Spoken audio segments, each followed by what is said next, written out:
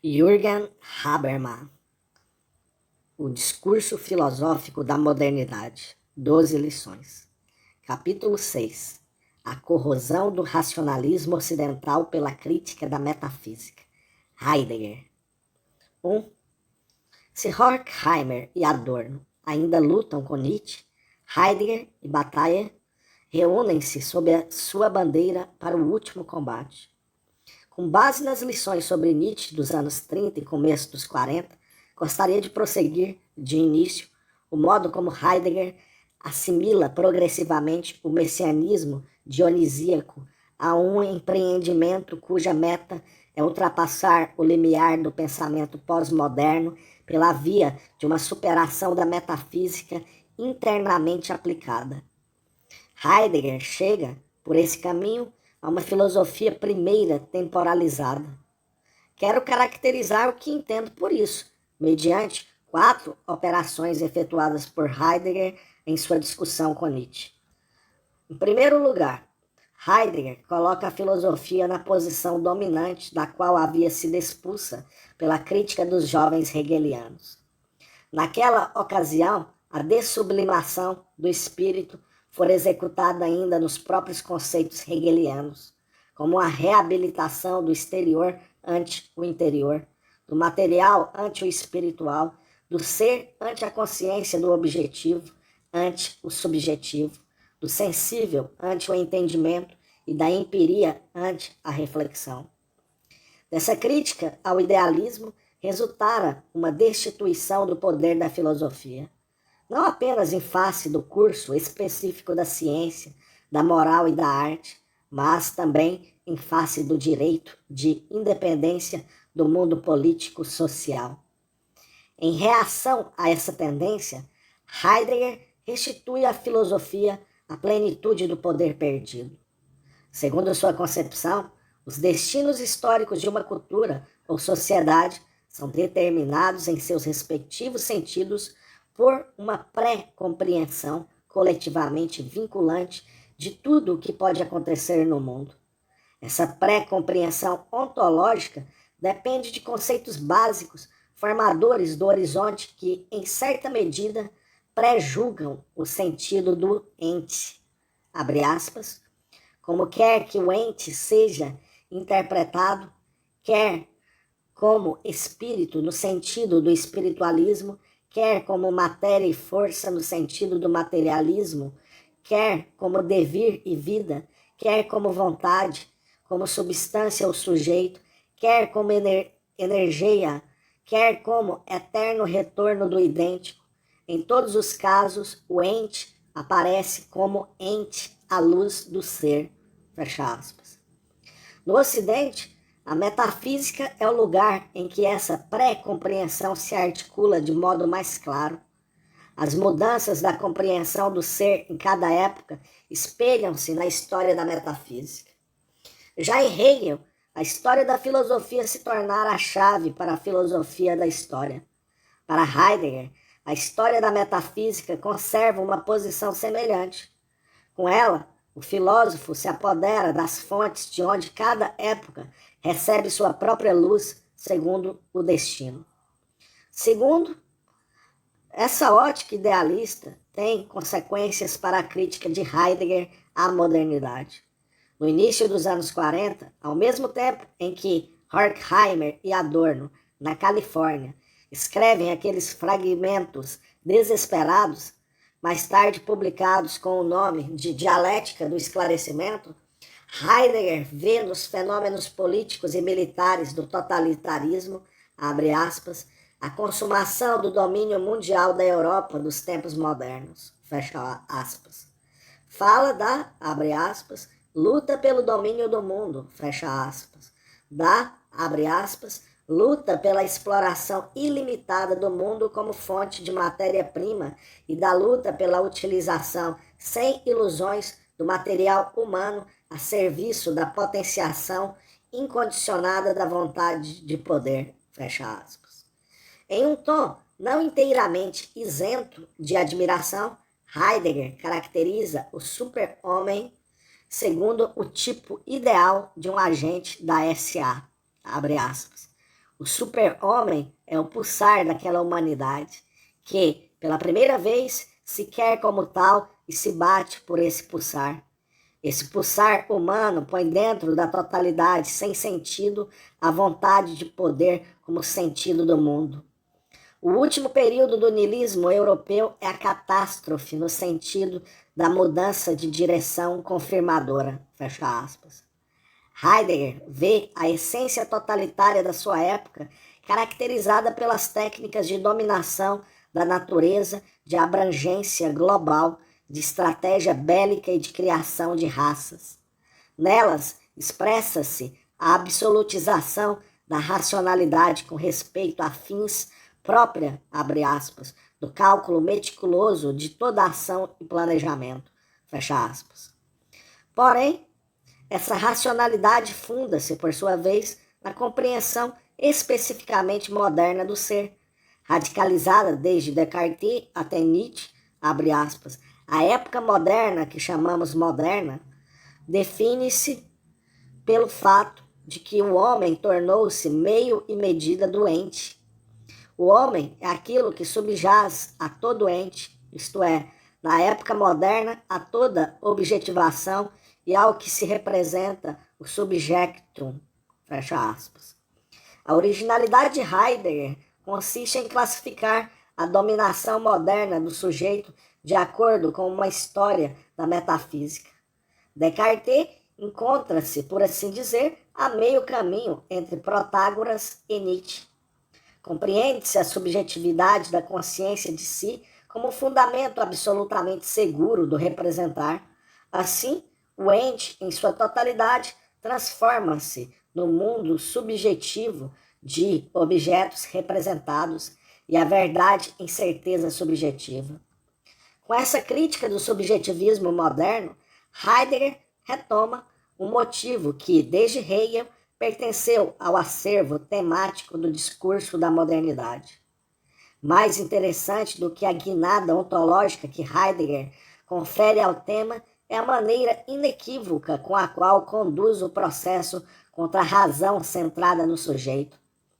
Heidegger pouco considera aquela diferença entre razão e entendimento, a partir da qual Hegel queria ainda desenvolver a dialética do esclarecimento. Não é mais capaz de extrair da consciência de si, além do seu lado autoritário, um lado reconciliador. É o próprio Heidegger, e não o esclarecimento limitado, que nivela a razão ao entendimento. A mesma compreensão do ser que incita a modernidade à expansão ilimitada do seu poder de controle sobre os processos objetivados da natureza e da sociedade, obriga, no entanto, a subjetividade solta a estabelecer vínculos que sirvam de garantia ao seu procedimento imperativo. Sendo assim, os próprios vínculos normativos criados permanecem ídolos ocos. Desse ponto de vista, Heidegger pode destruir a razão moderna de maneira tão profunda que não faz mais distinção entre os conteúdos universalistas do humanismo, do esclarecimento e do próprio positivismo, por um lado, e das ideias particularistas de alta afirmação do racismo e do nacionalismo ou das tipologias retrógradas ao estilo de Spengler e Junger, por outro. Tanto faz se as ideias modernas se apresentam em nome da razão ou da destruição da razão. O prisma da compreensão moderna do ser decompõe todas as orientações normativas em pretensões de poder de uma subjetividade empenhada no auto-engrandecimento. Contudo, a reconstrução crítica da história da metafísica não pode prescindir de critérios próprios. Ela os toma do conceito implicitamente normativo de consumação da metafísica. Em terceiro, a ideia de origem e fim da metafísica deve seu potencial crítico à circunstância de que Heidegger, não menos do que Nietzsche, move-se dentro da consciência moderna de tempo. Para ele, o início dos tempos modernos é caracterizado pelo corte de época produzido pela filosofia da consciência, iniciada com Descartes. E a realização de Nietzsche dessa compreensão do ser marca o tempo mais recente, o qual determina a constelação do presente. Esse, por sua vez, aparece como um momento de crise. O presente encontra-se sob a pressão de decidir, abre aspas, se essa época terminal é o encerramento da história ocidental ou a contrapartida para um outro começo, fecha aspas. Trata-se de decidir, abre aspas, se o Ocidente ainda se julga capaz de alcançar uma meta acerca de si e da história, ou se prefere afundar-se na manutenção e fomento dos interesses do comércio e da vida e contentar-se com a invocação do que ocorreu até agora, como se isso fosse o absoluto, fecha aspas. A necessidade de um novo começo atrai o olhar para o redemoinho do futuro. O retorno às origens, abre aspas, proveniência essencial, fecha aspas, só é pensável segundo o modo do avançar no, abre aspas, futuro essencial, fecha aspas. Este futuro apresenta-se sob a categoria do absolutamente novo, abre aspas.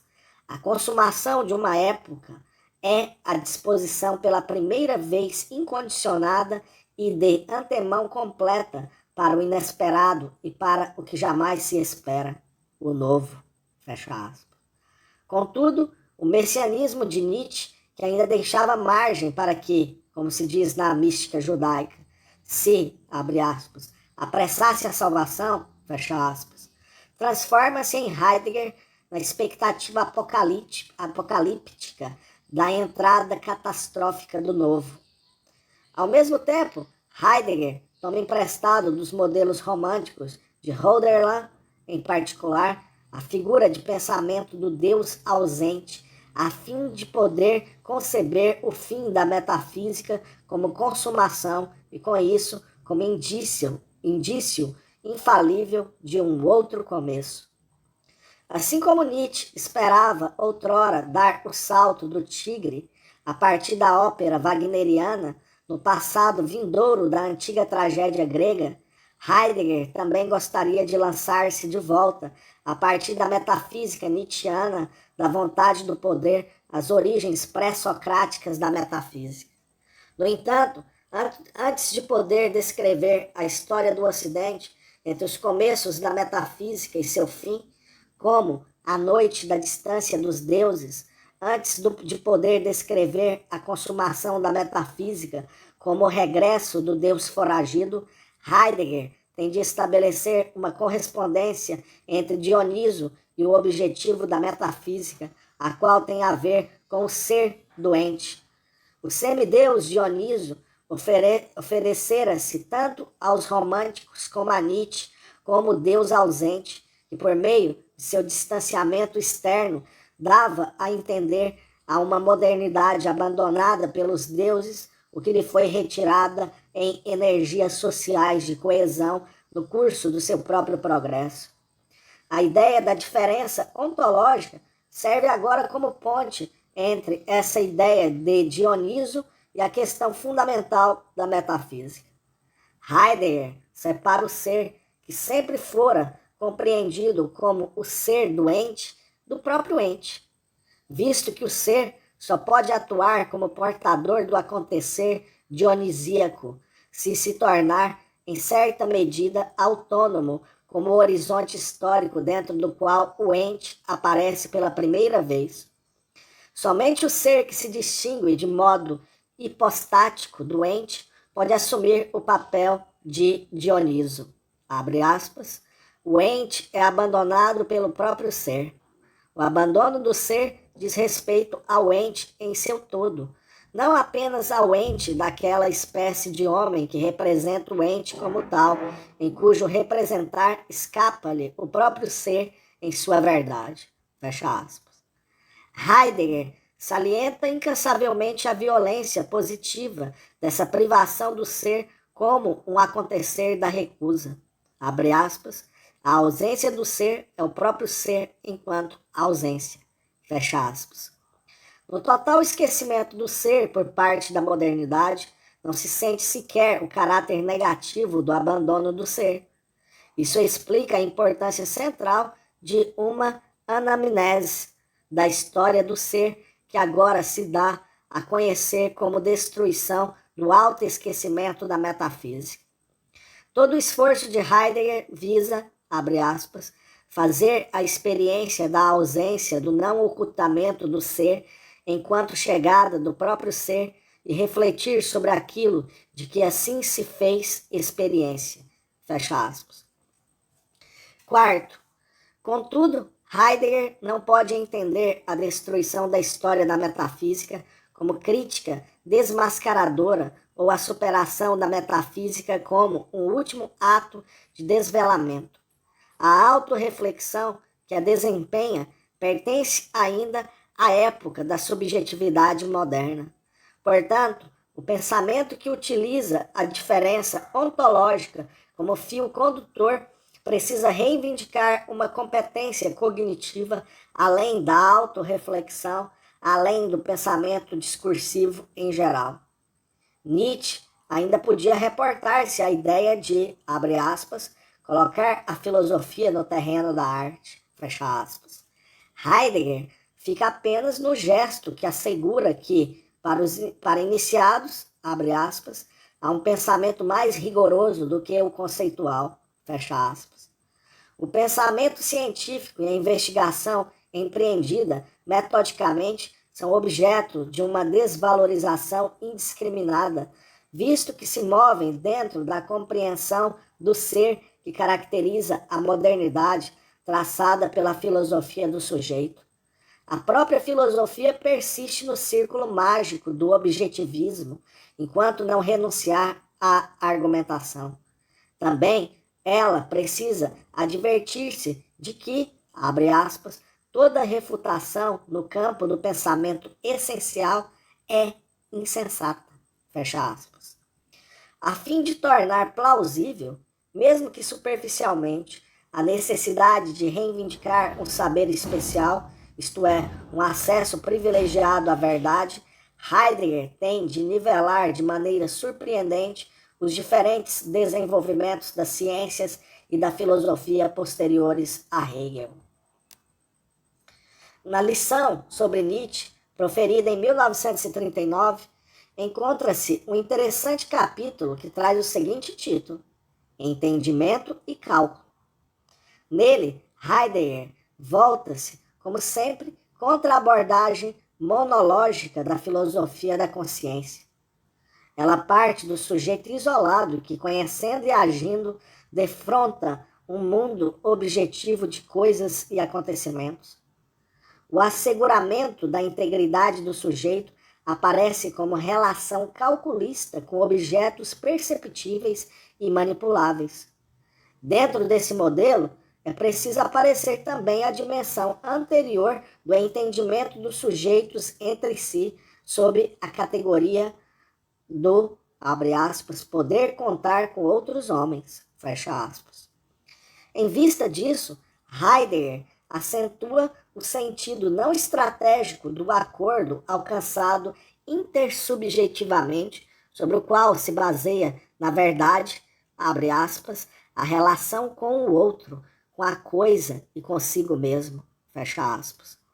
Abre aspas, entender-se a respeito de algo significa pensar o mesmo sobre isso, e no caso de divergências de opiniões, estabelecer os aspectos em relação aos quais subsiste tanto acordo quanto conflito, visto que o mal-entendido e a incompreensão são apenas variantes do entendimento, somente o entendimento pode fundar a aproximação desses mesmos homens em sua mesmidade e ipseidade, fecha aspas. Nessa dimensão do entendimento recíproco, encontram-se também os recursos para a sobrevivência de grupos sociais, entre outras, aquelas fontes de integração social que se esgotam na modernidade. Estranhamente, Heidegger é da opinião que discernimentos desse tipo estão reservados à sua crítica da metafísica. Ignora o fato de que considerações muito semelhantes constituem um ponto de partida tanto da metodologia das ciências compreensivas do espírito e da sociedade, quanto de influentes orientações filosóficas como o pragmatismo de Peirce e Mead, e mais tarde também a filosofia da linguagem de Wittgenstein e Austin, ou a hermenêutica filosófica de Gadamer. A filosofia do sujeito não é, de modo algum, aquele poder absolutamente reificante que mantém preso todo o pensamento discursivo, permitindo somente a evasão na imediaticidade do recolhimento místico. Existem outros caminhos que conduzem para fora da filosofia do sujeito. Que Heidegger, apesar disso, não perceba na história da filosofia e das ciências depois de Hegel outra coisa que um soletrar monótono dos prejuízos ontológicos da filosofia do sujeito, explica-se apenas pelo fato de, mesmo na recusa, ainda permanecer preso à problemática que lhe fora dada previamente pela filosofia do sujeito, sob a forma da fenomenologia de Husserl. 2. Hegel e Marx, na tentativa de superar a filosofia do sujeito, enredaram-se nos conceitos fundamentais dessa filosofia. Esta reprovação não se pode levantar contra Heidegger, mas uma objeção de gravidade semelhante. Heidegger livra-se tão pouco dos limites da problemática da consciência transcendental que não pode rebentar a redoma conceitual básica da filosofia da consciência, senão pela via da negação abstrata. Já na carta sobre o humanismo, que resume o resultado de uma interpretação de Nietzsche, desenvolvida ao longo de 10 anos, Heidegger caracteriza o seu próprio procedimento mediante uma referência implícita a Husserl. Afirma nesse texto que pretende, abre aspas, conservar a base essencial do ver fenomenológico e, não obstante, abandonar a intenção de ciência e investigação. Fecha aspas. Husserl entendia a redução transcendental como um procedimento que devia permitir aos fenomenólogos estabelecer um corte claro entre o mundo dos entes dados na atitude natural e a esfera da consciência pura e constitutiva, que somente doa o seu sentido ao ente. Heidegger ateve-se ao intuicionismo desse procedimento durante toda a sua vida. Em sua última filosofia, o procedimento é desobrigado simplesmente da exigência metodológica e libera-se dos limites em direção a um privilegiado, abre aspas, estar dentro, em meio à verdade do ser, fecha aspas. A problemática de Husserl também permanece decisiva para Heidegger, na medida em que este simplesmente remete para o ontológico, a questão básica da teoria do conhecimento. Em ambos os casos, o olhar fenomenológico dirige-se ao mundo como correlato do sujeito cognoscente, ao contrário de, por exemplo, Humboldt, George Herbert Mead e do último Wittgenstein. Heidegger não se livra da posição tradicional do comportamento teórico, do emprego constatativo da linguagem e da pretensão de validade da verdade proposicional. Também Heidegger acaba por ficar preso, de um modo negativo, ao fundamentalismo da filosofia da consciência. Na introdução a O que é metafísica? Compara a filosofia a uma árvore que se ramifica nas ciências e se emancipa ela própria da raiz da metafísica. A propaganda, rememoração do ser, não questiona a abordagem fundamentalista, abre aspas. Não arranca, falando por imagens, a raiz da filosofia. Antes, cava-lhe a base e lavra-lhe o solo, fecha aspas. Uma vez que Heidegger não contradiz as hierarquizações de uma filosofia ávida de autofundamentação, só pode enfrentar o fundamentalismo desenterrando uma camada ainda mais profunda e doravante instável. Nesse sentido, a ideia do destino do ser permanece acorrentado àquilo que nega abstratamente. Heidegger ultrapassa o horizonte da filosofia da consciência somente para manter-se à sua sombra. Antes de destacar mais nitidamente, com base em ser e tempo, essa posição dúbia, gostaria de indicar 3 consequências desagradáveis. Primeira, desde o início do século XVIII, o discurso da modernidade teve um único tema, ainda que sob títulos sempre renovados: o enfraquecimento das forças de coesão social, a privatização e a cisão. Em suma, aquelas deformações de uma praxis cotidiana racionalizada de modo unilateral, que provocam a necessidade de um equivalente ao poder de unificação da religião. Uns depositam sua esperança no poder reflexivo da razão, ou ao menos em uma mitologia da razão. Outros invocam a força mito-poética de uma arte que deveria constituir o centro da vida pública regenerada. O que Hegel havia chamado de necessidade da filosofia transforma-se de Schlegel até Nietzsche em necessidade de uma nova mitologia mediante a crítica da razão. Porém, Heidegger é o primeiro a valorizar essa necessidade concreta, ontologizando-a e fundamentando-a em um ser que escapa do ente. Com esse deslocamento, Heidegger torna irreconhecíveis tanto a proveniência daquela necessidade a partir das patologias de um mundo da vida racionalizado de modo ambíguo, quanto a arte decididamente subjetivista enquanto pano de fundo da experiência de uma crítica da razão radicalizada. Heidegger cifra as deformações palpáveis da praxis comunicativa cotidiana em um inapreensível destino do ser, que compete aos filósofos. Ao mesmo tempo, corta a possibilidade de decifrá-las, desconsidera a deficitária praxis de entendimento recíproco do cotidiano como esquecimento do ser, como vulgar, uma praxis voltada ao cálculo da sólida segurança do sujeito, e nega qualquer interesse essencial à totalidade ética cindida do mundo da vida. Segundo, resulta como outra consequência da última filosofia de Heidegger que a crítica da modernidade torna-se independente das análises científicas. O pensamento essencial recusa todas as questões empíricas e normativas que podem ser lidadas com os meios da ciência social e da história, ou em geral ser tratadas na forma argumentativa. Tanto mais desimpedidos podem estender-se os discernimentos abstratos da essência no opaco horizonte de preconceitos da crítica burguesa da cultura.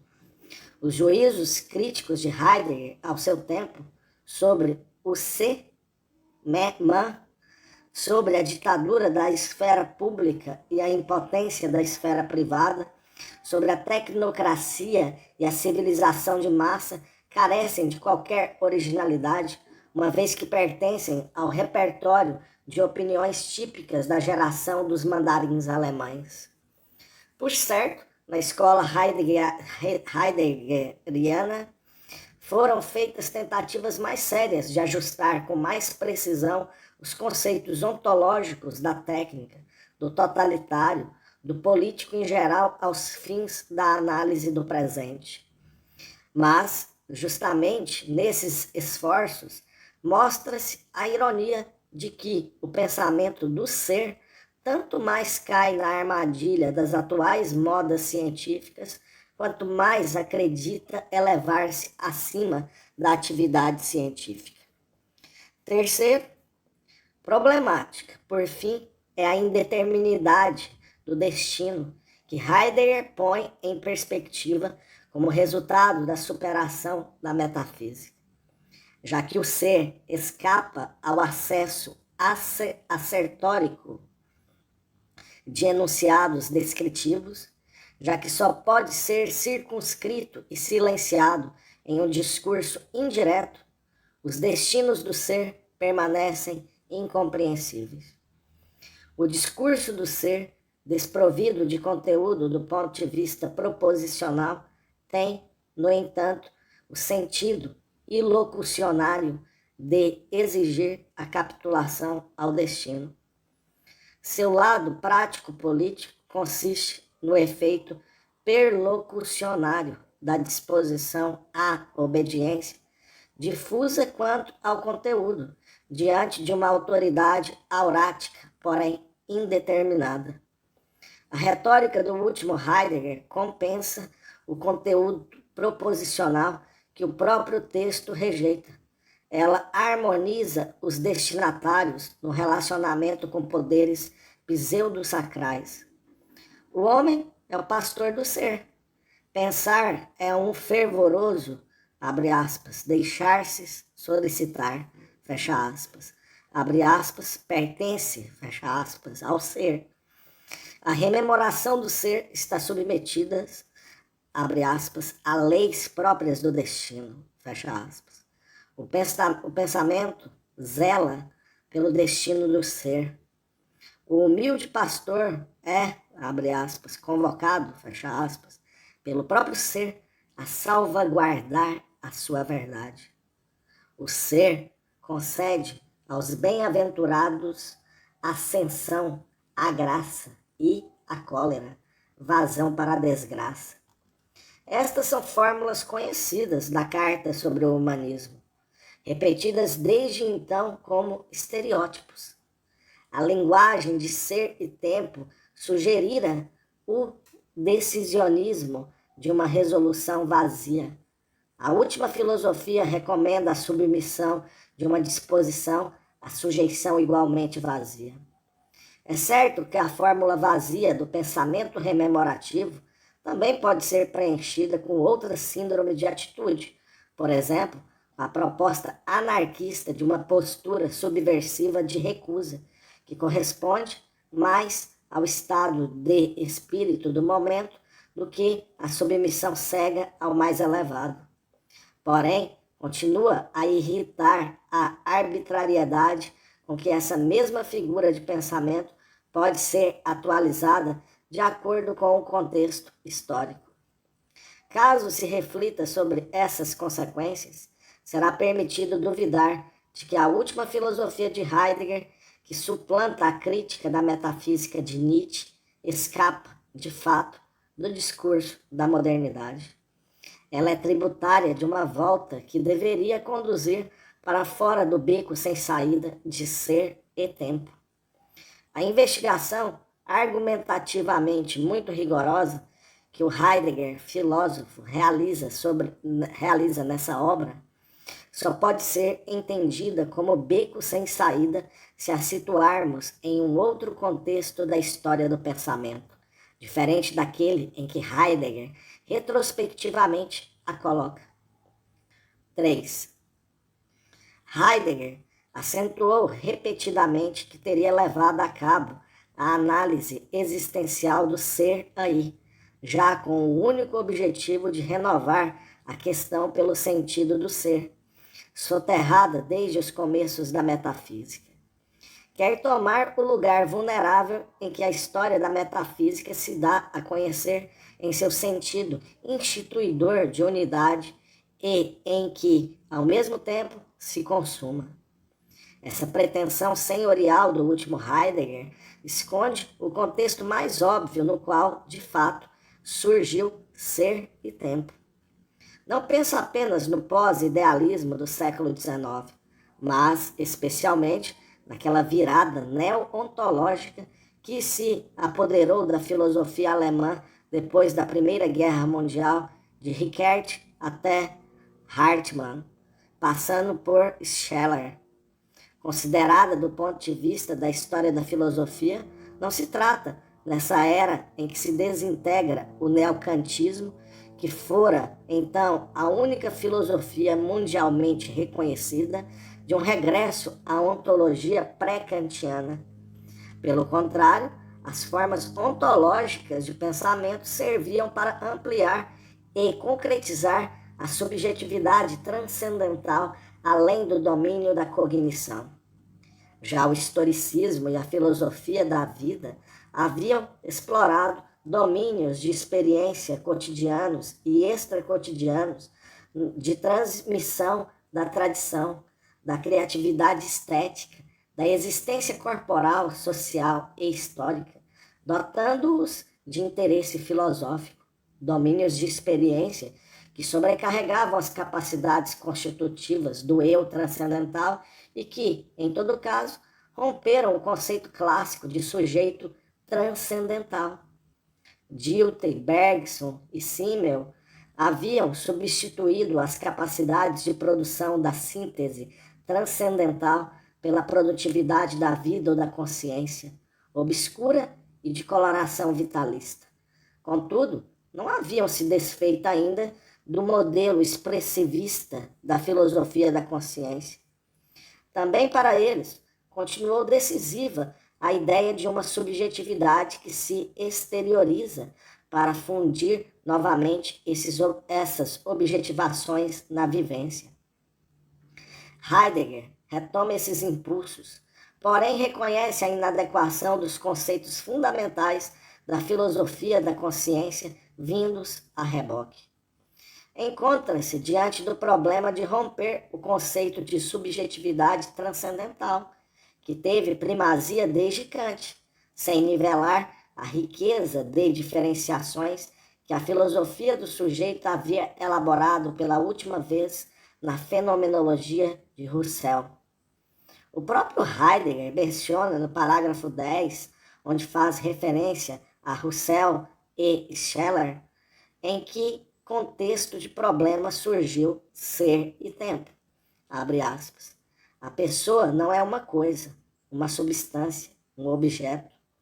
Com isso, acentua-se o mesmo que Husserl sugere, ao exigir para a unidade da pessoa uma constituição essencialmente diferente do que é exigida para as coisas da natureza. Pertence à essência da pessoa existir apenas no exercício de atos intencionais. O ser psíquico não tem, portanto, nada a ver com ser pessoa. Atos são executados, a pessoa é executora de atos, fecha aspas. Heidegger não se dá por satisfeito com essa abordagem e pergunta, abre aspas, mas qual é o sentido ontológico de executar? Como se determina, de modo ontologicamente positivo, o modo de ser da pessoa? Fecha aspas. Heidegger serve-se do vocabulário da virada neo-ontológica a fim de levar mais longe a dissolução do conceito de subjetividade transcendental. Mas, nessa radicalização, atém-se à atitude transcendental de um esclarecimento reflexivo das condições de possibilidade do ser-pessoa enquanto ser no mundo. De outro modo, a riqueza articulada das estruturas teria de afundar no redemoinho desdiferenciador da papa conceitual da filosofia da vida. A filosofia do sujeito deve ser superada pela conceitualidade igualmente precisa e sistemática, mas de profundo alcance, de uma ontologia existencial que procede transcendentalmente. Com esse intuito, Heidegger força de maneira original a junção de abordagens teóricas até então incompatíveis e que agora anunciam uma fértil perspectiva de investigação com vistas a substituir sistematicamente os conceitos fundamentais da filosofia do sujeito. No capítulo introdutório de Ser e Tempo, Heidegger toma aquelas 3 imponentes decisões de estratégia conceitual que abrem o caminho para a ontologia fundamental. Em primeiro lugar, confere à problemática transcendental um sentido ontológico. As ciências positivas ocupam-se de questões ônticas, emitem enunciados sobre a natureza e a cultura, sobre algo no mundo. A análise das condições dessas formas ônticas de conhecimento, efetuada em atitude transcendental, clarifica a constituição categorial do domínio de objetos como regiões do ser. É nesse sentido que Heidegger entende primariamente a crítica da razão pura, de Kant, não como teoria do conhecimento, mas como, abre aspas, lógica objetiva a priori da região de ser que é a natureza, fecha aspas. Essa coloração ontologizante da filosofia transcendental torna-se inteligível se se considerar que as próprias ciências não se originam das operações cognitivas flutuantes, como afirmara o neocantismo, mas estão assentadas em contextos de vida concretos. Abre aspas, as ciências são modos de ser do ser aí, fecha aspas. Husserl chamara isso de fundação das ciências no mundo da vida. O sentido da constituição categorial do domínio de objetos científicos ou de regiões do ser somente torna-se acessível recuando-se à compreensão do ser daqueles que, já em sua existência cotidiana, relacionam-se com o ente no mundo e que podem estilizar esse relacionamento ingênuo na forma de precisão da atividade científica. Pertence à existência situada histórica e corporalmente à compreensão bastante difusa de um mundo a partir de cujo horizonte é sempre interpretado também o sentido do ente, que depois pode ser objetivado pelas ciências. Deparamos com essa compreensão do ser pré-ontológico, quando, em uma atitude transcendental, voltamos a perguntar pelo que se encontra por trás da constituição categorial do ente, trazida à luz pela filosofia transcendental, valendo-se do fio condutor das ciências. A análise da compreensão anterior do mundo abarca aquelas estruturas do mundo da vida ou do ser no mundo que Heidegger chama de existenciais. Visto que tais estruturas estão previamente ordenadas em relação às categorias do ente em seu todo e às regiões do ser em particular, a respeito das quais os cientistas comportam-se de modo objetivante, a analítica existencial do ser no mundo ganha o nome de uma ontologia fundamental. Somente esta torna transparentes os fundamentos existenciais ou referentes ao mundo da vida das ontologias regionais, elaboradas por sua vez em atitude transcendental. Em um segundo passo, Heidegger confere ao método fenomenológico o sentido de uma hermenêutica ontológica. No sentido de Husserl, o fenômeno é tudo o que se mostra por si como si mesmo. Ao traduzir evidente por manifesto, Heidegger alude a antônimos como oculto, velado e encoberto. Fenômenos só aparecem indiretamente. O que aparece é o ente, que justamente encobre o como do ser dado desse ente. Os fenômenos escapam ao acesso direto, visto que, em seu aparecer ôntico, não se mostram exatamente como aquilo que são por si. A fenomenologia distingue-se das ciências por não ter nada a ver com uma espécie particular de fenômenos, mas com a explicação daquilo que se oculta em todos os fenômenos e que só por meio deles se anuncia. O domínio da fenomenologia é o ser dissimulado pelo ente. Por isso, é necessário um especial esforço apofântico para presentificar os fenômenos. A intuição não serve mais como modelo para esse esforço, como em Husserl, mas sim a interpretação de um texto. Não é a presentificação intuitiva de essencialidades ideais que leva os fenômenos à autodoação, mas a compreensão hermenêutica de um complexo contexto de sentido que desvela o ser. Com isso, Heidegger prepara um conceito apofântico de verdade e inverte o sentido metodológico da fenomenologia de intuir essências no seu contrário hermenêutico existencial. No lugar da descrição do imediatamente intuído, apresenta-se a interpretação de um sentido que escapa a toda evidência. Em um último passo, Heidegger associa a analítica do ser aí, que procede ao mesmo tempo de modo transcendental e hermenêutico, a um motivo da filosofia existencial. O ser aí humano entende-se a si mesmo a partir da possibilidade de ser ou não ele próprio. Ele encontra-se diante da alternativa inevitável da inautenticidade ou da autenticidade. É um tipo de ente cujo ser há de ser. O ser aí, humano, tende a apoderar-se do horizonte de suas possibilidades e responsabilizar-se pela sua própria existência. Quem tenta evitar essa alternativa decidiu-se já por uma vida no modo do deixar-se levar e da decadência. Esse motivo da responsabilidade pela própria salvação, levado ao extremo por Kierkegaard em termos existencialistas, traduz-se em Heidegger na fórmula do cuidado, Sorge, com a própria existência. Abre aspas, o ser aí é um ente no qual o que está em jogo em seu ser é esse si mesmo, fecha aspas.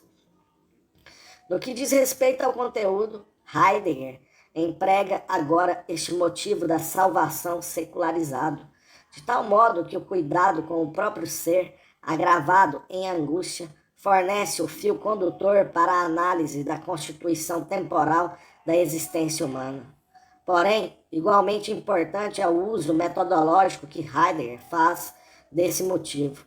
Não é apenas o filósofo que, na questão pelo sentido do ser, se vê remetido à compreensão pré-ontológica que o homem, em sua existência histórico-corpórea, tem do mundo e do ser. Pelo contrário, trata-se de uma determinação dessa própria existência, preocupar-se com o seu ser e assegurar-se hermeneuticamente das possibilidades existenciais do seu poder ser mais autêntico. Nesse sentido, o homem é originalmente uma essência ontológica, a quem a questão do ser é existencialmente imposta. A analítica existencial brota do impulso mais profundo da própria existência humana. Heidegger chama isso de enraizamento ôntico da analítica existencial. Abre aspas. Quando a interpretação do sentido do ser torna-se uma tarefa, o ser aí não é apenas o ente que se questiona em primeiro lugar. Ele é, além disso, o ente que, já em seu ser, se comporta segundo aquilo que é perguntado nessa questão. No entanto, a questão do ser não é, assim, outra coisa que a radicalização de uma tendência do ser que pertence essencialmente ao próprio ser aí, fecha aspas. Essas três decisões de estratégia conceitual podem ser resumidas, dizendo-se que, em primeiro lugar, Heidegger une a filosofia transcendental e a ontologia para identificar a analítica da existência como ontologia fundamental, que posteriormente reinterpreta a fenomenologia em hermenêutica ontológica para converter a ontologia fundamental em hermenêutica existencial, e que, finalmente, guarnece a hermenêutica existencial com motivos da filosofia da existência para, ainda assim, inserir o empreendimento da ontologia fundamental em contextos de interesses depreciados de resto como meramente ônticos. Nesse último trecho, passa-se por cima da diferença ontológica e rompe-se a rigorosa distinção metodológica entre o universal dos existenciais, acessíveis transcendentalmente, e o particular dos problemas da existência, cuja experiência se faz concretamente. Por meio desse entrelaçamento, Heidegger parece ter conseguido retirar da relação sujeito-objeto o seu significado paradigmático. Com a guinada para a ontologia, rompe com o primado da teoria do conhecimento, sem abandonar a problemática transcendental. Uma vez que o ser doente permanece internamente referido à compreensão do ser, e o ser só se impõe no horizonte do ser aí humano, a ontologia fundamental não significa recair para trás da filosofia transcendental, mas até mesmo radicalizá-la. Todavia, a guinada para a hermenêutica existencial põe fim, simultaneamente, à primazia metodológica da autorreflexão, que ainda obrigara Husserl ao procedimento da redução transcendental. No lugar da autorrelação do sujeito cognoscente, ou seja, da consciência de si, apresenta-se a interpretação de uma compreensão pré-ontológica do ser, e com isso, a explicação de contextos de sentido, nos quais já sempre se encontra a existência cotidiana. Por fim, Heidegger incorpora os motivos existencialistas, de tal modo que o esclarecimento das estruturas do ser no mundo, que substituem as condições de objetividade da experiência, oferece-se, ao mesmo tempo, como resposta para a questão prática pela vida correta. Um conceito enfático de manifestação da verdade funda a validade dos juízos na autenticidade de uma existência humana, relacionada com o ente antes de toda a ciência. Este conceito de verdade serve de fio condutor com o qual Heidegger introduz o conceito-chave da ontologia fundamental, o conceito de mundo. O mundo constitui o horizonte que abre o sentido, dentro do qual o ente, ao mesmo tempo, escapa e se manifesta ao ser aí, que cuida existencialmente do seu ser. O mundo sempre antecede ao sujeito que, agindo ou conhecendo, relaciona-se com objetos. Não é o sujeito que estabelece relações com algo no mundo, mas é o mundo que, em primeiro lugar, institui o contexto a partir de cuja compreensão podemos deparar com o ente. Segundo essa compreensão pré-ontológica do ser, o homem está originalmente envolvido na relação de mundo e ocupa um lugar privilegiado perante todos os entes intramundanos restantes. O homem é aquele ente que pode ser encontrado não apenas no mundo. Graças ao seu modo particular de ser no mundo, o homem está de tal modo entrelaçado com os processos da abertura do mundo, formadores de contexto, doadores de espaço e temporalizadores, que Heidegger caracteriza sua existência como ser aí, o qual deixa ser todo ente na medida em que se relaciona com ele. O aí dá, do ser aí, da Zen, é o lugar em que se abre a clareira do ser. É óbvio o ganho, em termos de estratégia conceitual, diante da filosofia do sujeito. O conhecimento e a ação não precisam mais ser concebidos como uma relação sujeito-objeto. Abre aspas, o conhecer nem cria, em primeiro lugar, um comércio do sujeito com o mundo, de objetos representáveis ou manipuláveis, nem surge de uma influência do mundo sobre um sujeito. Conhecer é um modo do ser aí, fundado no ser no mundo. Fecha aspas. Os atos de conhecimento e ação, executados em uma atitude objetivante, em vez de derivarem do sujeito que, conhecendo ou agindo, enfrenta o mundo objetivo como totalidade de estado de coisas existentes, podem ser compreendidos agora como derivados dos modos subjacentes do estar dentro de um mundo da vida, de um mundo entendido intuitivamente como contexto e pano de fundo. Heidegger caracteriza esses modos do ser em sem, do mundo da vida, considerando sua estrutura temporal como tantos outros modos de cuidar, do trazer consigo o cuidado com algo. Cita como exemplos, abre aspas, o ter a ver com algo, o produzir algo, cultivar algo e tratar de algo, abandonar algo e desistir de algo, empreender, cumprir, indagar, questionar, observar, discutir, dispor, etc. Fecha aspas. A análise desse conceito de mundo encontra-se na parte central da primeira seção de Ser e Tempo. Do ponto de vista do manejo, do relacionamento não objetivante e prático para a vida com os componentes físicos do mundo da vida, Heidegger explicita um conceito de mundo correlato ao do pragmatismo, enquanto contexto de circunstâncias. Este é generalizado, então, para além do domínio do disponível e interpretado como contexto de remissões. Somente com base em uma atitude de distância, a natureza é desligada do horizonte do mundo da vida e objetivada.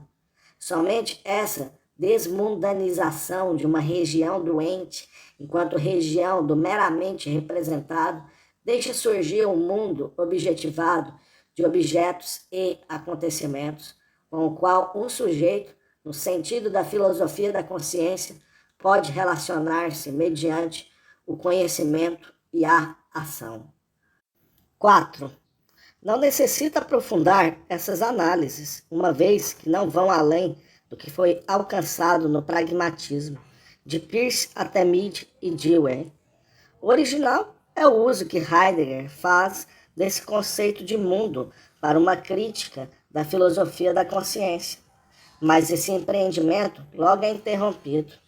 Isso se mostra abre aspas, questão pelo quem do ser aí, fecha aspas, que, de início, Heidegger responde afirmando que o ser aí é o ente que eu mesmo sou sempre, abre aspas, o quem se responde a partir do eu mesmo, do sujeito, do si. O quem é o que se mantém idêntico na mudança de comportamentos e vivências e, ao mesmo tempo, relaciona-se com essa diversidade. Fecha aspas.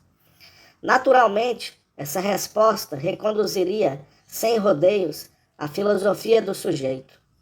Devido a isso, Heidegger estende sua análise do mundo dos utensílios, que da perspectiva do ator solitário que maneja objetos, apresentava-se como contexto de circunstâncias, até o mundo das relações sociais entre vários atores. Abre aspas, a clarificação do ser no mundo mostrou que jamais é dado um mero sujeito sem mundo. E, assim, tampouco é dado, de início, um eu isolado sem os outros. Fecha aspas. Heidegger amplia a sua análise do mundo a partir do ângulo das relações intersubjetivas que o eu contrai com os outros. Como veremos em outro contexto, a mudança de perspectiva da atividade solitária com respeito a fins para a interação social permite, de fato, explicações sobre aqueles processos de entendimento recíproco, e não apenas de compreensão, que mantém presente o mundo como pano de fundo de mundos da vida compartilhados intersubjetivamente. Na linguagem empregada para a comunicação, é possível reconhecer as estruturas que esclarecem como o mundo da vida, ele próprio desprovido de sujeito, reproduz-se por meio dos sujeitos e de sua ação orientada ao entendimento. Com isso, se resolveria a questão pelo quem do ser aí, que Heidegger, no entanto, reconduz de novo a um sujeito que constitui o mundo do ser no mundo pelo projeto autêntico de suas possibilidades de ser aí. O mundo da vida, no qual a existência humana está inserida, não é de modo algum produzido pelos esforços existenciais de um ser aí, que ocupa de maneira subrepetícia o lugar da subjetividade transcendental. Ele está suspenso, por assim dizer, nas estruturas da intersubjetividade linguística e conserva-se com o auxílio do mesmo médium em que sujeitos capazes de falar e agir se entendem sobre algo no mundo. No entanto, Heidegger não recorre à via de uma tal resposta baseada na teoria da comunicação. Deprecia, de antemão, as estruturas do pano de fundo do mundo da vida, que ultrapassam o ser aí isolado, como estruturas de uma existência ordinária do cotidiano, isto é, do ser aí inautêntico. O ser aí com dos outros aparece certamente, em primeira instância, como traço constitutivo do ser no mundo. Porém, a anterioridade da intersubjetividade do mundo da vida sobre o caráter do meu sempre, do ser aí, escapa à conceitualidade que permanece presa ao solipsismo da fenomenologia husserliana. Nesta, não é possível acomodar a ideia de que os sujeitos são simultaneamente individuados e socializados. Em Ser e Tempo, Heidegger constrói a intersubjetividade de modo não diferente do de Husserl nas meditações cartesianas. O ser aí, que apresenta o caráter do meu sempre, constitui o ser com, assim como o eu transcendental constitui a intersubjetividade do mundo compartilhado por mim e pelos outros. Por isso, Heidegger não pode tornar frutífera a análise do ser com para a questão de saber como o próprio mundo se constitui e se conserva. Ele só se ocupa com o tema da linguagem após ter dirigido sua análise a uma outra direção. A praxis comunicativa do cotidiano deve apenas possibilitar um ser si mesmo, Selbstsein, no modo da, abre aspas, dominação dos outros, fecha aspas. Abre aspas, o si mesmo pertence aos outros e reforça seu poder. O quem não é este nem aquele, não é o si mesmo, nem alguns, nem a soma de todos. O quem é o neutro, o ser, fecha aspas. O ser serve agora como fundo diante do qual a existência kierkegaardiana do homem, carente de salvação, isolada radicalmente em face da morte, pode ser identificada na sua autenticidade como o quem do ser aí. Apenas enquanto meu sempre, o poder ser é livre para a autenticidade ou para a inautenticidade. No entanto, diferentemente de Kierkegaard, Heidegger não quer mais pensar no todo do ser aí finito, ontoteologicamente, a partir de uma referência autorizadora a um ente supremo ou ao ente em seu todo, mas somente a partir de si mesmo, isto é, como autoafirmação sem base e, portanto, paradoxal. W. Schuss caracteriza com razão a autocompreensão de ser e tempo como o niilismo heróico de uma autoafirmação na impotência e na finitude do ser aí. Embora Heidegger destrua, em um primeiro passo, a filosofia do sujeito em favor de um contexto de remissões que possibilita relações sujeito-objeto, em um segundo, recai na pressão conceitual da filosofia do sujeito, quando se trata de tornar concebível, a partir de si mesmo, o mundo como processo de um acontecer universal. O ser aí, concebido em termos solipsistas, ocupa, por sua vez, o lugar da subjetividade transcendental. Na realidade, esta não aparece mais como proto-eu, ur-ich, onipotente, mas como proto-ação da existência humana na qual todo existir necessita enraizar-se no meio doente. Ao ser aí, é exigida a autoria pelo projetar do mundo. O autêntico poder ser inteiro do ser aí, ou aquela liberdade cujas estruturas temporais Heidegger persegue na segunda seção de Ser e Tempo, efetua-se na abertura transcendente do ente, abre aspas, a ipseidade do si, que subjaz a toda espontaneidade, reside na transcendência. O deixar fazer do mundo que projeta e lança além é a liberdade, fecha aspas. A exigência clássica da filosofia primeira pela autofundamentação e pela fundamentação última não é recusada, mas respondida no sentido de um estado de ação fichtiano, modificado pelo projeto do mundo.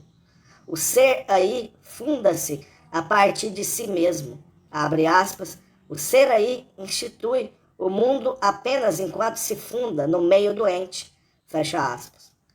Heidegger concebe o mundo como processo, mais uma vez, a partir da subjetividade da vontade de autoafirmar.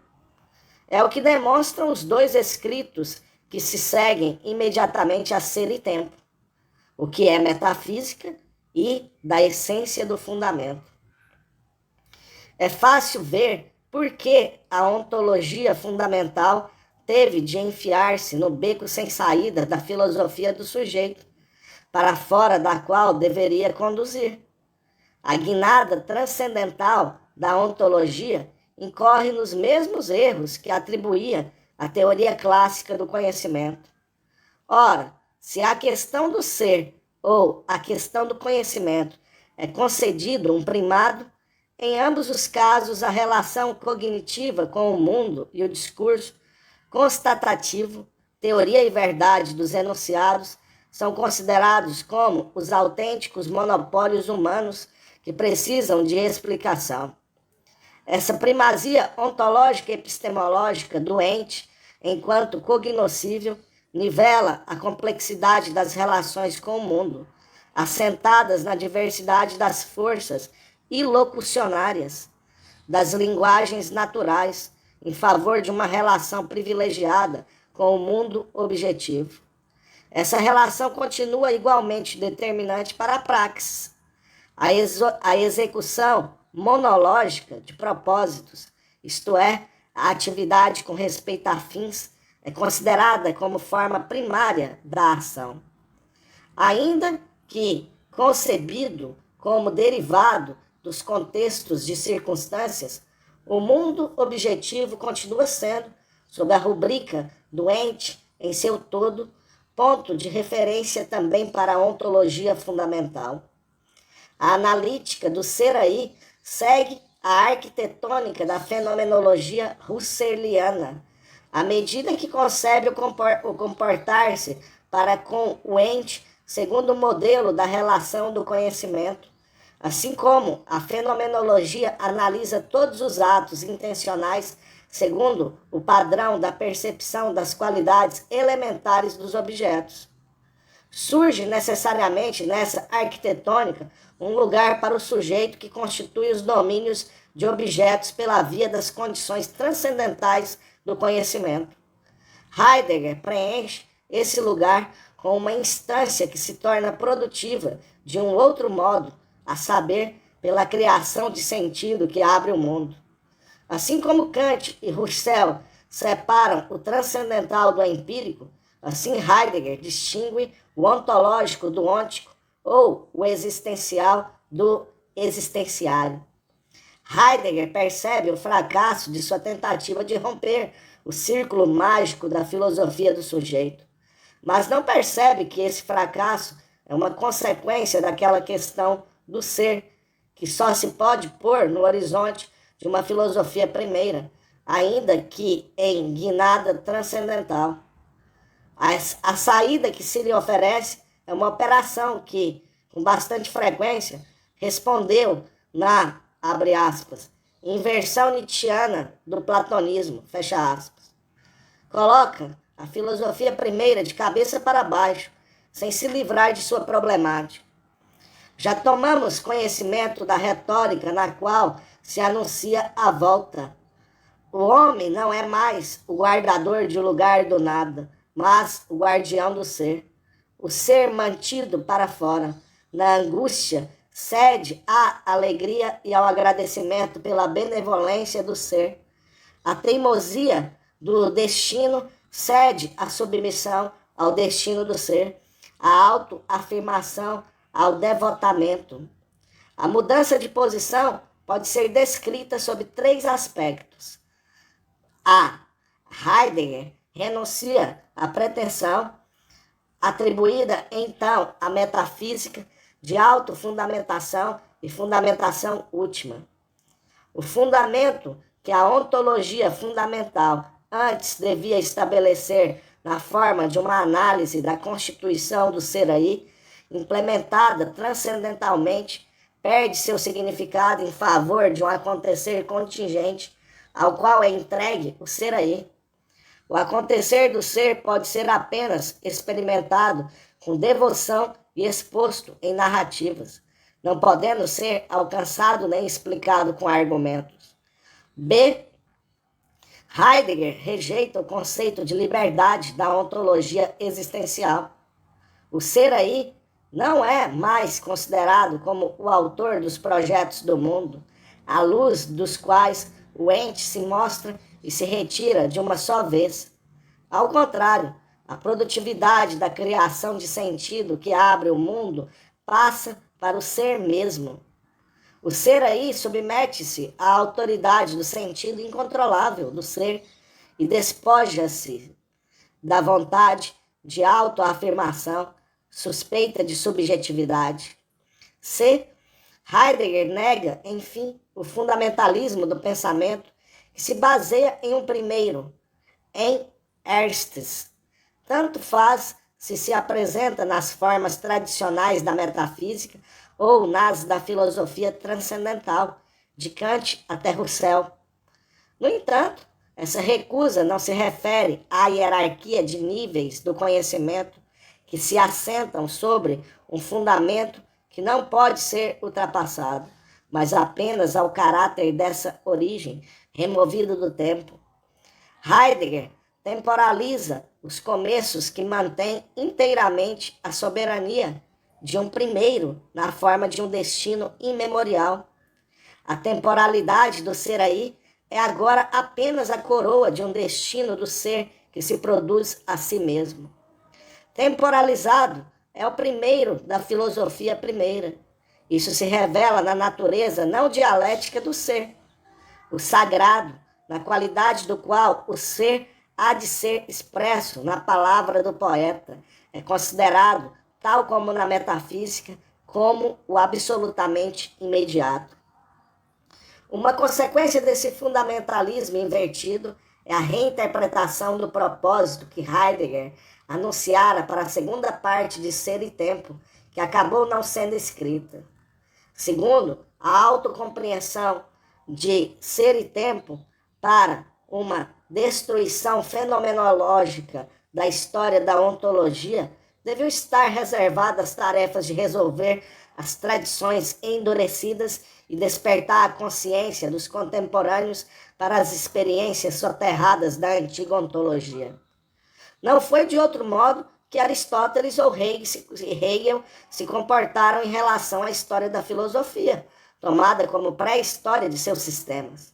Após a volta, essa tarefa de início pensada em termos propedêuticos fecha-se com um significado claramente histórico universal, pois a história da metafísica e da palavra poética decifrada sobre seu pano de fundo avança para o único médium palpável dos destinos do próprio ser. Sob esse aspecto, Heidegger retoma as considerações da crítica de Nietzsche à metafísica para incluí-lo na história da metafísica como seu ambíguo consumador, assumindo a herança de seu messianismo dionisíaco. Contudo, Heidegger não poderia dar a crítica radical da razão de Nietzsche a nova função de destruir a história da ontologia, nem projetar apocalipticamente sobre o ser o messianismo dionisíaco de Nietzsche, se a historização do ser também não estivesse acompanhada de uma erradicação da verdade proposicional e de uma invalidação do pensamento discursivo. Apenas por essa base, a crítica da razão, calcada na história do ser, pode, apesar de sua radicalidade, dar a impressão de que escapa aos paradoxos de toda crítica autorreferencial da razão. Reserva a rubrica de verdade para um suposto acontecer da verdade que não tem vínculos com uma pretensão de validade que transcende os limites do espaço e do tempo. As verdades da filosofia primeira, temporalizada, apresentadas no plural, são em cada caso provinciais e, no entanto, totais. Assemelham-se tanto mais às manifestações imperativas de um poder sacral guarnecido com a aura da verdade.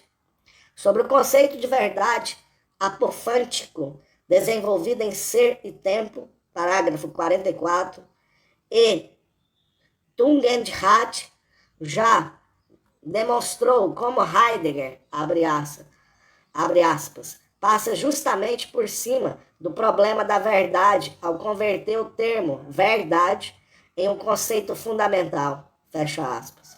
Aqui já se levanta acima de toda instância crítica o projeto do mundo que abre sentidos, inscrito, como em Humboldt, na totalidade de uma imagem linguística do mundo, ou, como em Wittgenstein, na gramática de um jogo de linguagem.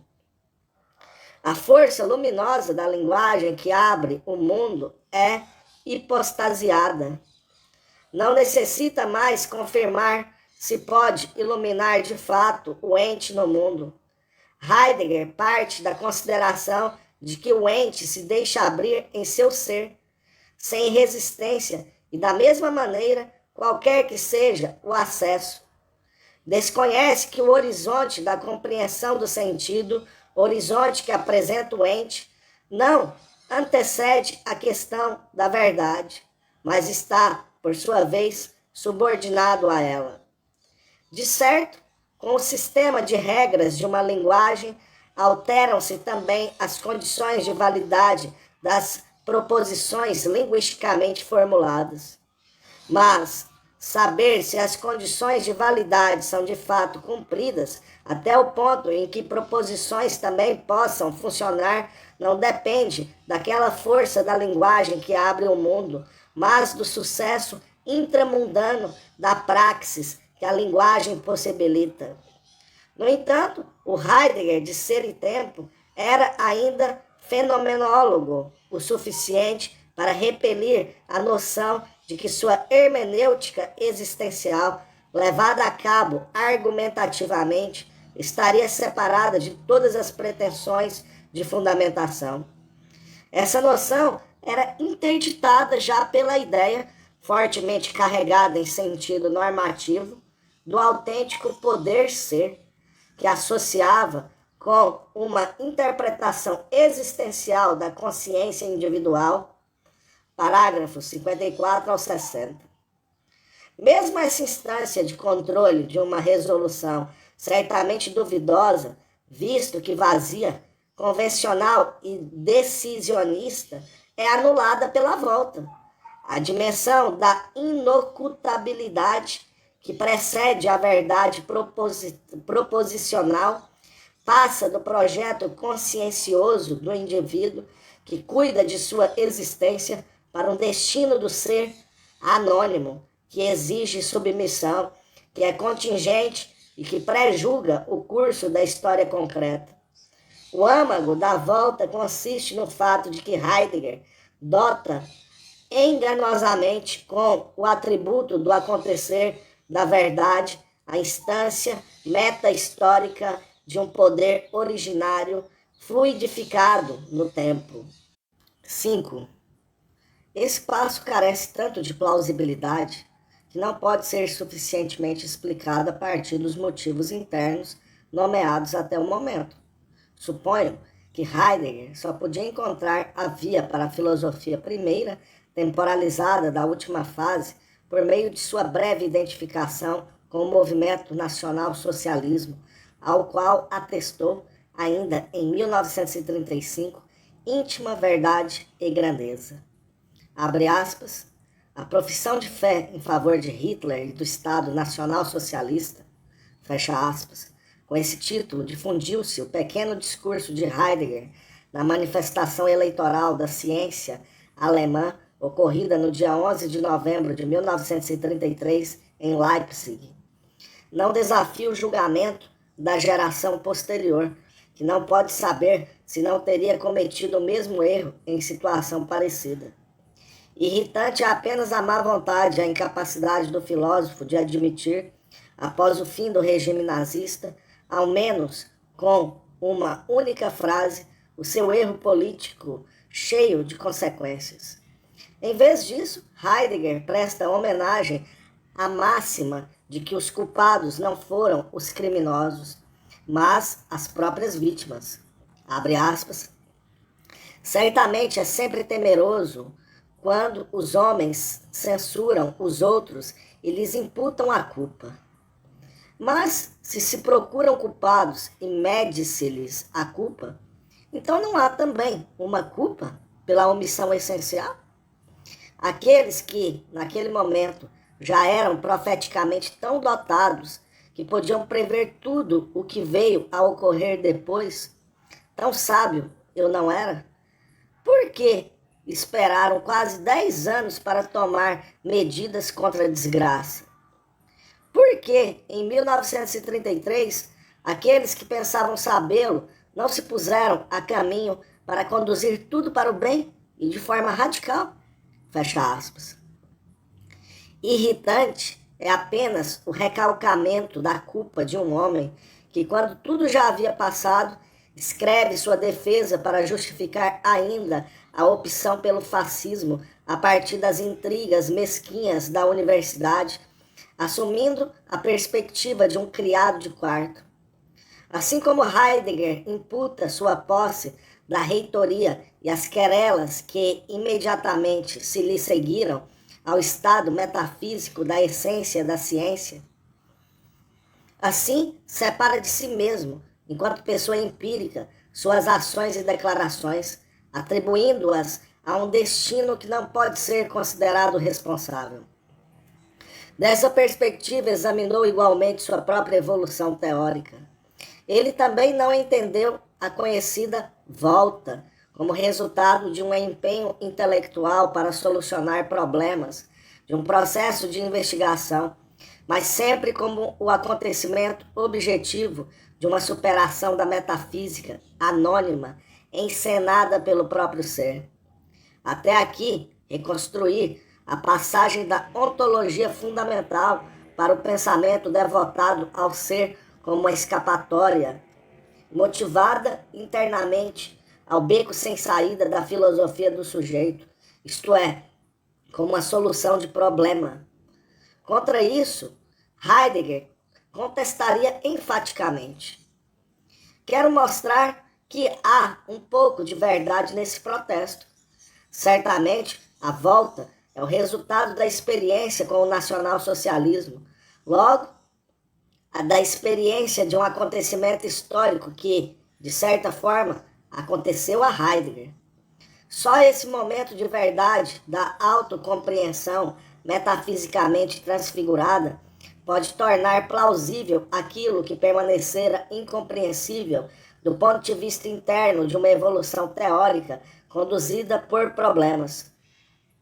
Como Heidegger pôde entender a história do ser como acontecer da verdade e mantê-la imune ao puro historicismo das imagens do mundo ou das interpretações do mundo próprias de determinadas épocas. Interessa-me, portanto, a questão de saber como o fascismo interferiu na própria evolução teórica de Heidegger.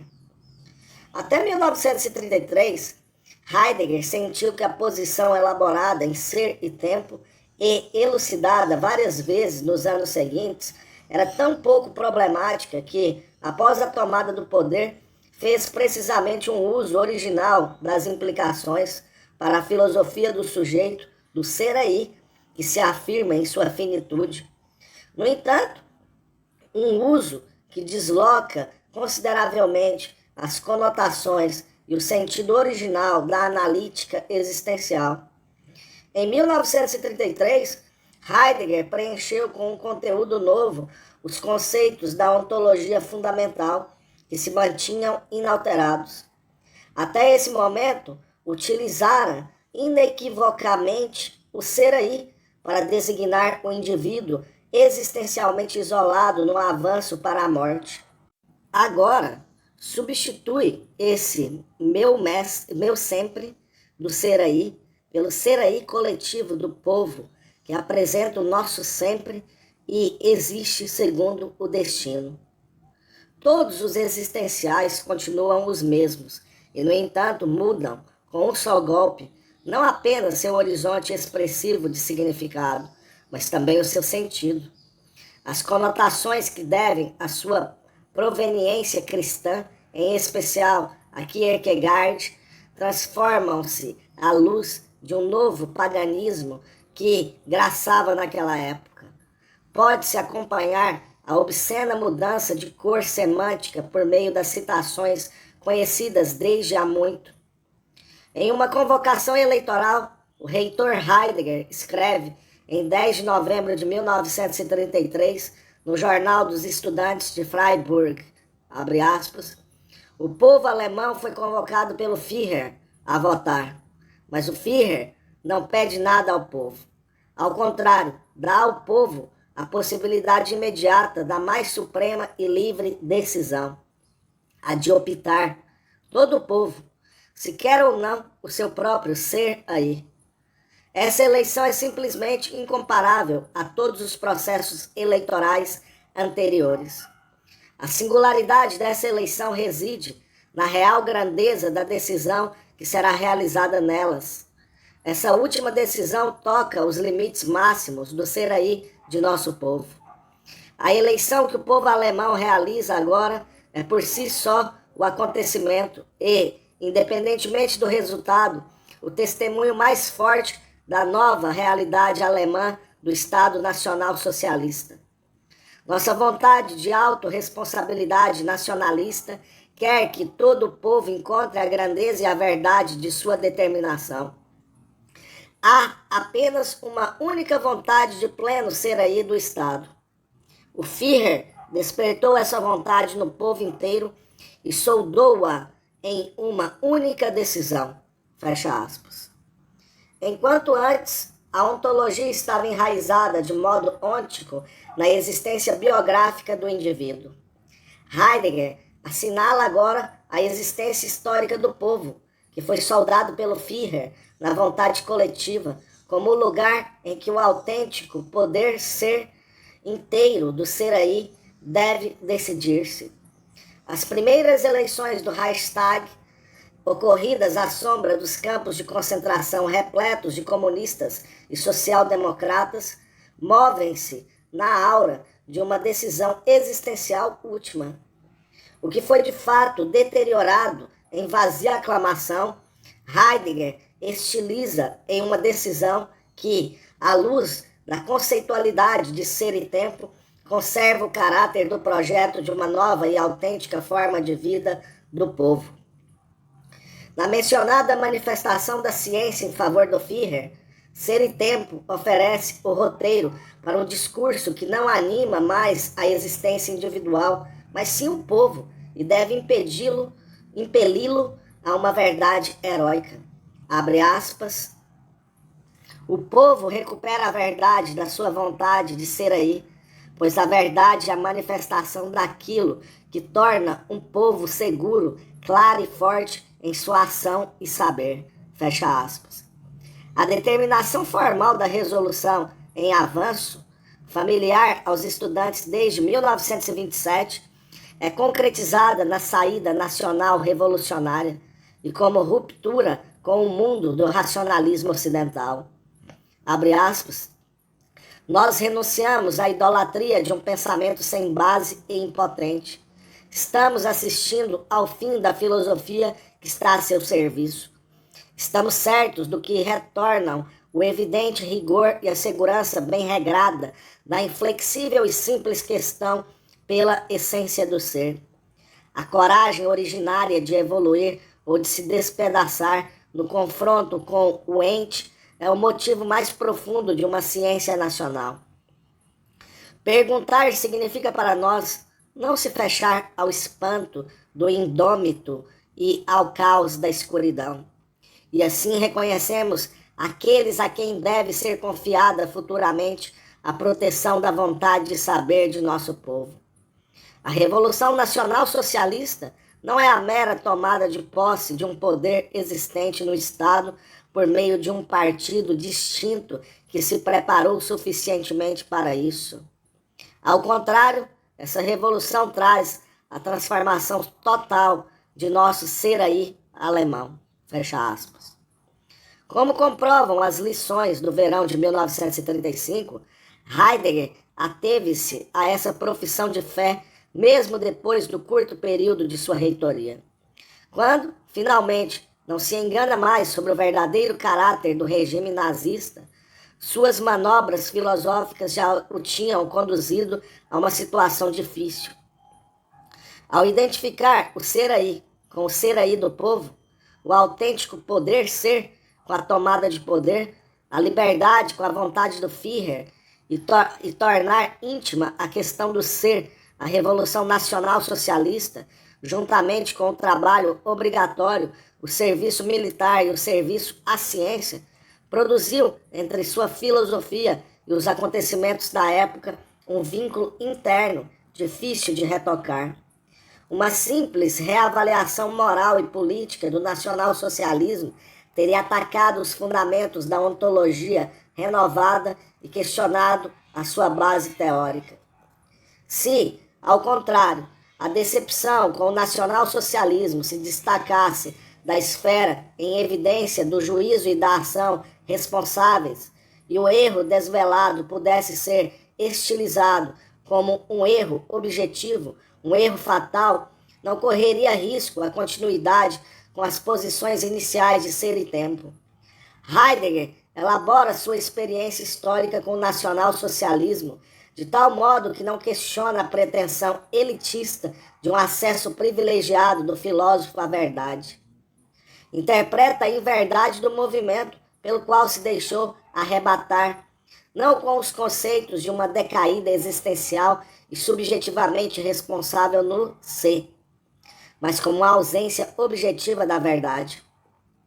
O fato de o mais resoluto dos filósofos só aos poucos abriu os olhos para a natureza do regime é uma lição atrasada da história universal, cuja autoria deve ser assumida justamente pelo próprio curso do mundo, não a história concreta, mas uma sublimada, promovida à altura dos olhos da ontologia. Com isso, nasceu o conceito de história do ser. No quadro desse conceito, o erro fascista de Heidegger conserva um significado próprio à história da metafísica. Ainda em 1935, Heidegger via, abre aspas, a íntima verdade e grandeza, fecha aspas, do movimento nacional socialista no, abre aspas, encontro da técnica de dimensão planetária com o homem moderno, fecha aspas. Naquele momento, confiava ainda na capacidade da Revolução Nacional Socialista de colocar o potencial da técnica a serviço do projeto de um novo ser aí alemão.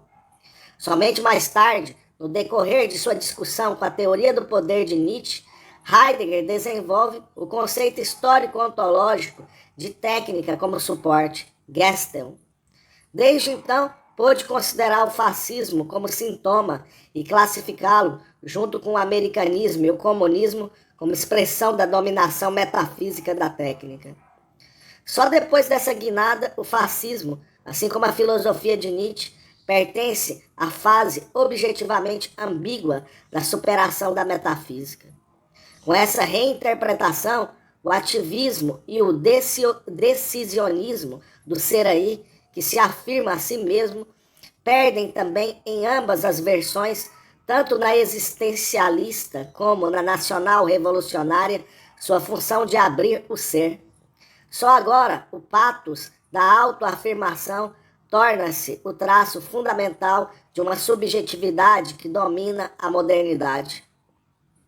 Na filosofia da última fase, toma o seu lugar o patos do deixar ser, sein lassen, e da sujeição. A reconstituição dos motivos históricos para a volta confirma o resultado de nossa reconstrução do desenvolvimento interno da teoria. Ao propagar a mera inversão do modelo de pensamento da filosofia do sujeito, Heidegger permanece preso à problemática dessa filosofia.